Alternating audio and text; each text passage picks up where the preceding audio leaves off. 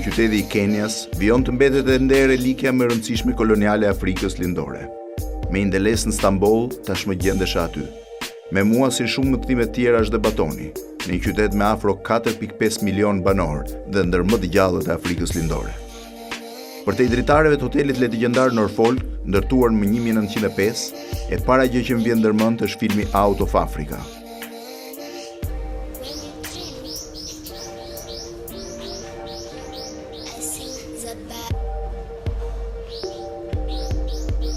Jashtë hotelit ka pak nga sharmi kolonial i asaj kohe.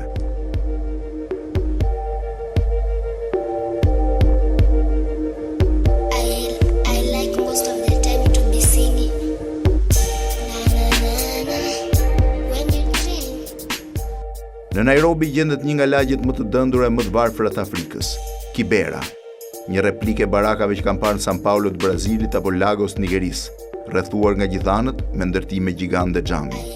Përtej tyre ngrihen vilat madhështore të pasurve, në një zonë ku ndodhen disa nga simbolet turistike të qytetit, siç është Manor House, një hotel ekskluziv ku mëngjesi shoqërohet bashkë me xhirafat dhe që zë vend në të gjitha blogjet turistike të botës.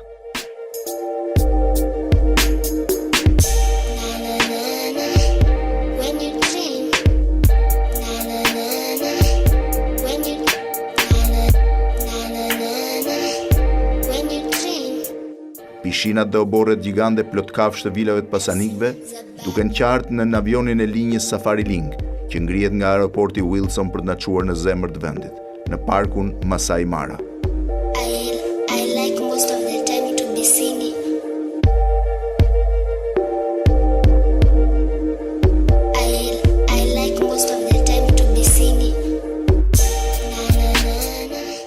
Masai Mara është parku më i madh natyral i Kenias.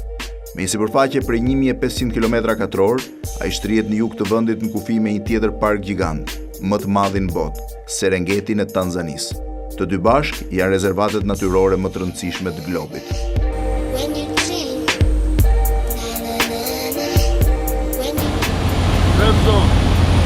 Anton, s'ke hip në njërë në avion më të rrezikshëm. Më të rrezikshëm, po unë s'hipi më. Aq frike, a? Ma jep t'i tregoj pak njerëz dhe ku je ti.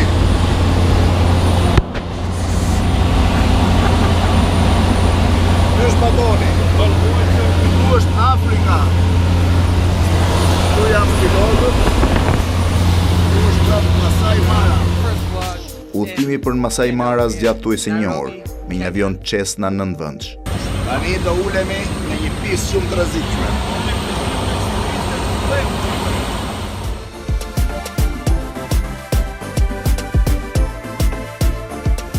Aeroporti ku do të ulemi quhet Mara Serena Strip, një fushë ngjeshur e pashtruar, ku shoqëruesit që na presin ecin me makinë në pistë përpara uljes së avionit, për të trembur kafshët që mund të jenë aty.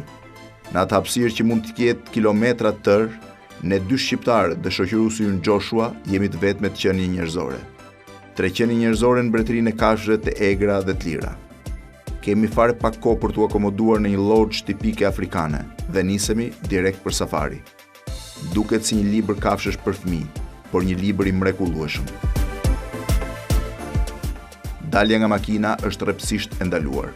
Joshua më sqaron se në park ka rregulla të jetashpra.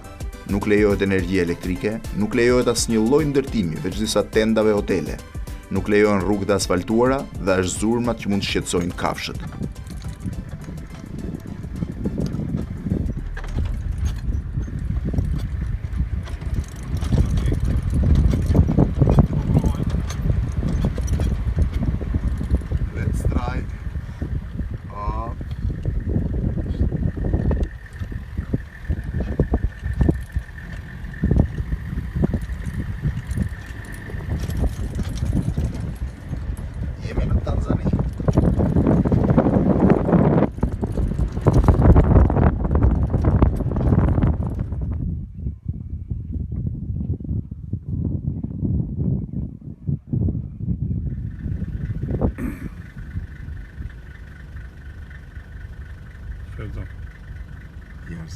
Kur më afër s'ke pas diçka kaq të rrezikshme.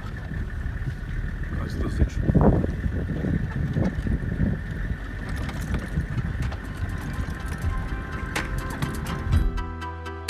Ndërsa ishim ulur buzëllumit Masai në shoqërinë e hipopotamëve që lëshonin ca britma të forta dhe krokodilëve që shëlloheshin diell, na sqaroi se për 200 euro na prisnin fshatin Masai Syria, ku jetonin thuajse 200 banorë të fisit Masai. What's your name? My name is Halim Kortom. Halem? Kortom. Halem Kortom. What Yeah. are you doing here, Halem? I'm taking care of you. Thank you very much. Highly We're welcome. both three. Button. Halem Kurtan, djali I prisit tyre, do na priste ndalje të Ololo Gate për të na shoqëruar në fshat. Halem ishte vërtet aty, thuajse 1 orë më vonë. Me një anglishte me aksent fort, na sqaroi se fshati Masai shtrihej nga Mara deri në Serengeti. Se antarët e tij jetonin në Kenya dhe Tanzani dhe numëronin rreth 800.000 banor. Masait janë poligam. Fshati ka 6 fise dhe si rrjedhim 6 porta. Ai është I gjithë I rrethuar nga një gard I dendur shkarp pa shpërndaluar hyrjen e luanëve dhe leopardëve. Çdo natë 4 djem të fshatit rrinë në roje, vijoi Halem. Nëse luani ose leopardi arrin të hyjnë në fshat dhe rrëmben ndonjë lop, atëherë rojet e paguajnë nga qetë e tyre. Po njerëz sulmojnë? E pyeta. Po u përgjigj. Thuaj se çdo muaj kur janë të uritur, por nëse vrasin ndonjë njeri, rojet nuk kanë detyrim ta paguajnë. Përgjigja e tij ishte aq cinike për e vërtet. Për çdo martesë mashkulli duhet të ketë paktën 10 qe. Kto garantojnë që ai mund të rrisë fëmijët që do lindin nga martesa. Në muret anësore, të një banesë nëse mund të quhet e tillë, një dorë kujdesshme kishte shkruar "Faleminderit Zotit" anglisht. Remember that we are a polygamy people. You One are man- polygamy? Yes, people. Polygamy One man, people. they marry many wives. Yes. Many wife. Yes. How many wives you have? Me, I have one, but the chief, which is my father, Yes. has about 4. Because they will assist each other in duties Yes. like milking, killing the orphan, building, and taking care of the children. And always men are the head of the family. Yes. Their role is to seek out, building things like fencing the compound of their villages, and give themselves some cows. Në mes të fshatit, që mbledhur burrat që naftuan të bashkoheshin kërcimit tyre tradicional. Një kërcim antik, që synonte të mbante larg shpirtrat e këqij dhe të tremte bishat që mund sulmojnë fshatin.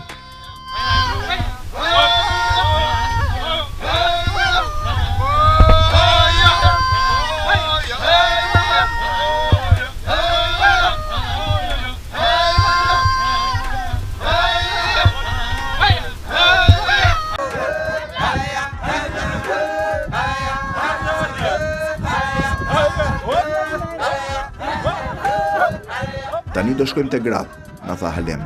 Ai u bë befas serioz dhe shtoi. Ato do këndojnë dhe ajo që ju mendoni se këndon më mirë mund bëhet gruaja juaj. Mjafton të keni 10 qe. Jeton ajo dot jashtë fshatit? E pyeta. Jo, më ktheuaj, por mund ta kesh nusen këtu dhe mund vish të takosh sa herë të duash. Mbuluar me copat e tyre shumë gjyshe, gratë ishin vendosur në një rresht perfekt. Kënga e tyre me disa zëra ishte po aq impresionuese sa e burrave, madje më magjepse.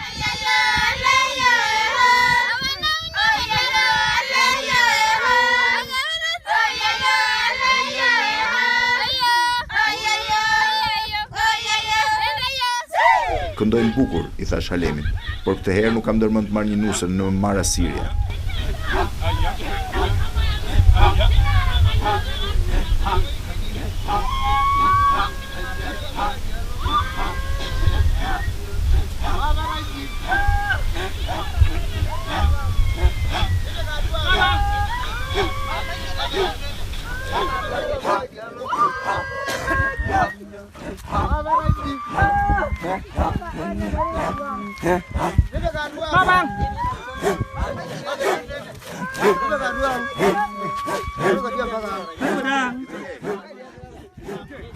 Perzon, po çfarë u bën bur? Po pastroj avionin se nuk ka pasagjer nga Afrika.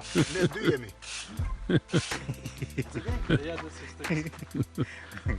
Baton jemi gati. Hajde. Okej. Në mbrëmje, ishim sërish në Nairobi. Udhëtimi me avion kishte qenë këtë herë magjik dhe disa turistë norvegjezë që ulur pranë nesh, por rrëfenin se ky ishte udhëtimi më I bukur I jetës tyre.